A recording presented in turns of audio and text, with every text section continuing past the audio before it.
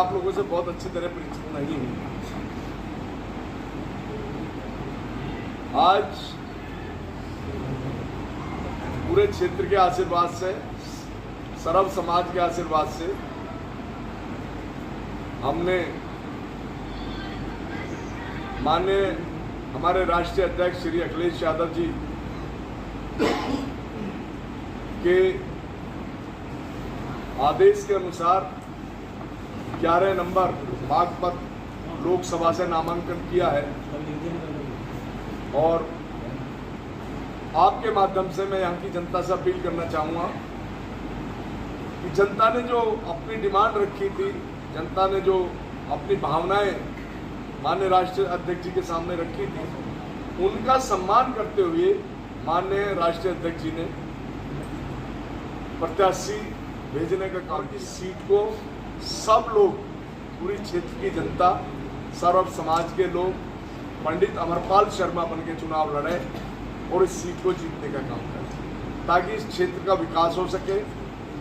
बहुत सारी खामियां होती हैं, जब किसी से भी आप विकास पे वार्ता करेंगे तो सारे नाम गिन चुन के वही बताते हैं, लेकिन अगर वास्तविक देखा जाए तो वास्तविकता ये है कि यही क्षेत्र इतना पिछड़ा हुआ क्यों है, जबकि ये हरियाणा से भी बहुत करीब है, पंजाब से भी बहुत करीब है, दिल्ली से भी बहुत करीब है, लेकिन आज भी यहाँ शिक्षा का बहुत अभाव है, मेडिकल का बहुत अभाव है और जब तक मेडिकल और शिक्षा पे जोर नहीं दिया जाता तब तक कोई तरक्की नहीं होती। मेरा अपना मानना है, हो सकता है किसी और की विचारधारा और हो, ये मेरा अपना ये मानना है। तो हम सब लोग मिलके क्षेत्र का विकास करने का काम करेंगे और क्षेत्र में जहाँ मेडिकल की जरूरत होगी वहाँ वो सुविधाएं दिलाने का काम करेंगे। अपने युवा साथियों को जहाँ उन्हें इंस्टीट्यूट की जरूरत होगी वहाँ इंस्टीट्यूट खुलवाने का काम करेंगे और आपस में जो एक बहका माहौल रहता है उसको हम दूर करके गले मिलके भाईचारा बनाने का काम करेंगे। आपस में सभी हम भाई एकजुट होकर इस चुनाव को लड़ेंगे और कोई भेदभाव हम नहीं रखेंगे। हमारा सिर्फ एक ही मकसद है कि सबसे पहले हम इंसान हैं, बाद में कोई चीज़ हमारे बीच में हो। और इंसानियत के नाते हमारा सबका दायित्व बनता है कि हम हर इंसान की उस पीड़ा को समझे, चाहे वो किसी मजहब का है। पीड़ा वो आपको भी हो सकती है, मुझे भी हो सकती है। अगर हमें ब्रेन ऊपर वाले ने दिया तो क्यों दिया है? क्योंकि हमें समझदारी है उस पीड़ा की, हम समझ सकते हैं कि उसकी पीड़ा क्या है। हम भावनाओं में ना बहें। कुछ लोग भावनाओं में बहा के चुनाव को लेकर जाते हैं। चुनाव का सीधा मुद्दा होना चाहिए, महंगाई पे बात होनी चाहिए, बेरोजगारी पे बात होनी चाहिए, भ्रष्टाचार पे बात होनी चाहिए। भावनाओं के साथ चुनाव नहीं जीतना चाहिए और ना ही भावनाओं के साथ चुनाव करना चाहिए। मैं तो जनता से यही कहना चाहूँगा कि भावनाओं में ना आए और इस चुनाव को, महंगाई को देखें कि आज से 10 साल पहले 400 रुपये का सिलेंडर होता था, आज 1000 रुपये का सिलेंडर। कुछ लोग ये कह देते हैं कि वो अनाज मिल रहा है, चावल मिल रहा है। मैं एक चीज़ कहना चाहता हूँ आपके माध्यम से कि जो वो चीज़ें मिलने की बात आ रही है कि हमें मिल रहा है, वो हमें एक आदत डाली जा रही है। हम निठल्ले हो जाते हैं, हम काम की तलाश में नहीं जाते। क्यों? इसलिए नहीं जाते कि भाई गेहूँ भी मिल जाएगा, चावल भी मिल जाएगा तो रोटी तो बन ही जाएगी। तो जो बच्चों का भविष्य है वो अंधकार में जा रहा है। हमें एक हैबिट डाली जा रही है। हमें वो खराब नहीं चाहिए, हमें रोजगार चाहिए, हमें विकास चाहिए।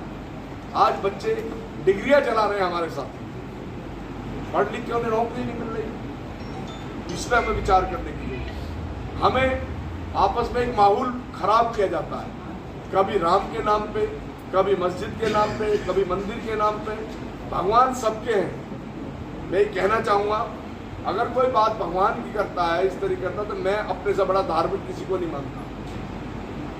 मैं 29 साल से अमरनाथ यात्रा जाता हूँ, 27 साल से मैं लगातार भंडारा वहाँ लगाता हूँ। राम मंदिर की स्थापना हुई, वहाँ भी मैंने 1 महीने का पूरा भंडारा लगाया। 14 साल मैंने कैलाश मानसरोवर की परमानेंट यात्रा करी।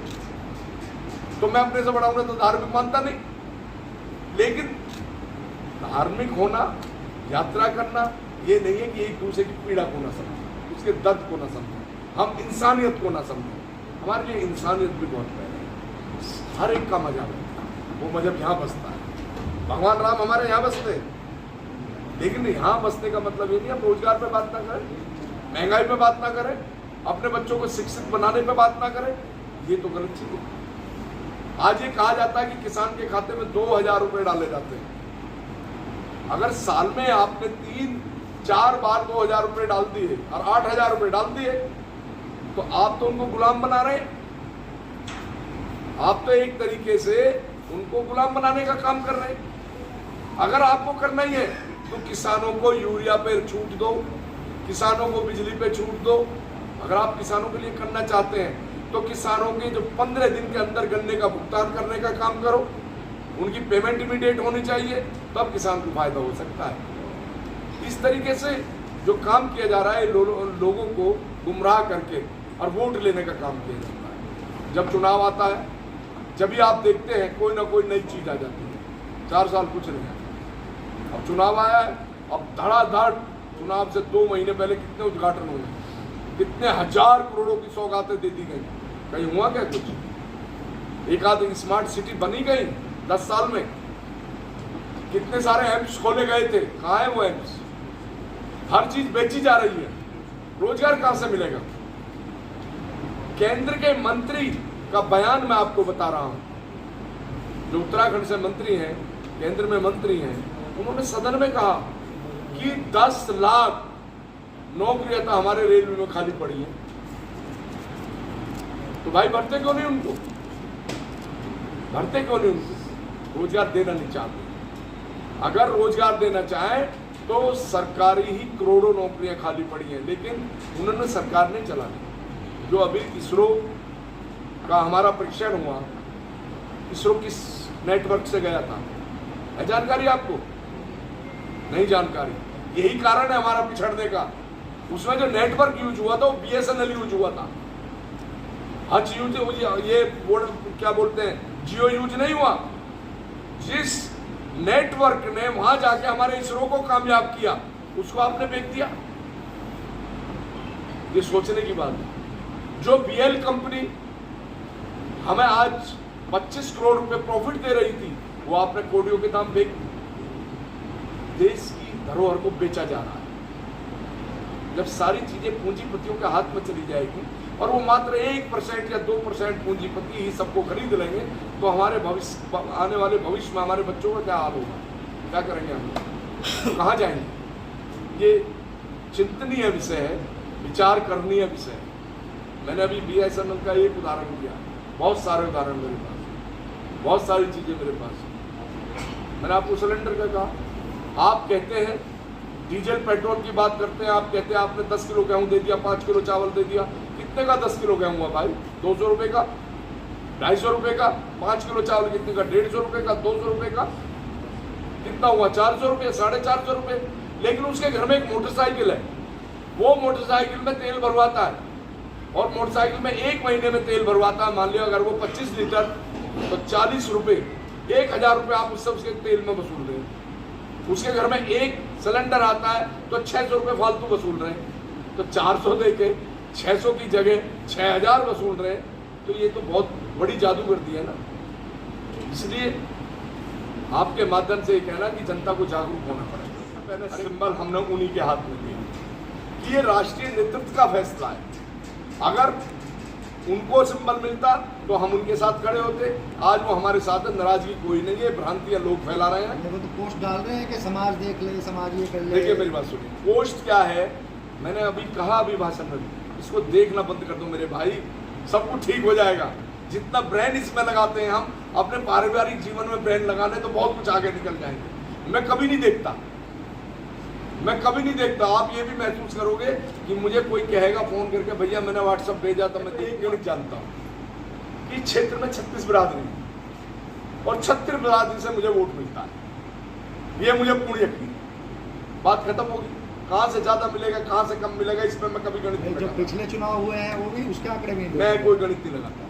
पिछले चुनाव में अगर पिछड़ों की बात करें, ज़्यादातर बीजेपी को वोट गया, तो उनके लिए क्या स्ट्रेटेजी रहेगी आपकी? मैं आपसे ये कह रहा हूँ, मैंने अभी आपसे कहा सब लोग हमारे अपने, कोई भाई है, कोई मिलने वाला है, कोई रिश्तेदार है, सभी बिरादरियों से हमें वोट मिल रही हैं और हम चुनाव जीत रहे हैं। 36 बिरादरी हमारे साथ है, कोई मतभेद नहीं है किसी में, क्योंकि अब लोग झांसों पर नहीं चलना चाहते थे। अब जो लोग हैं वो ऊब गए हैं, झूठे वादों से ऊब गए।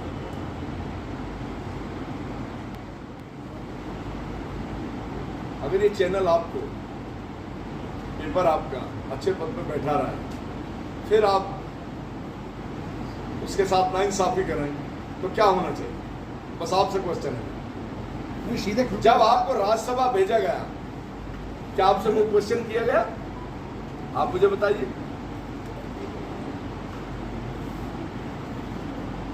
तो ये कहना चाहेगा जनता उसके खिलाफ फैसला लिया। जनता ने जो मैंडेट दिया था वो भाजपा के खिलाफ दिया था और उन्होंने उसके विपरीत काम किया, तो जनता उसका जवाब अपने आप देगी। वोट पूछना भाई किसी को कुछ। अपने आसपास की खबर देखने के लिए चैनल को लाइक व सब्सक्राइब जरूर करें और ज़्यादा से ज़्यादा वीडियो को शेयर भी करें।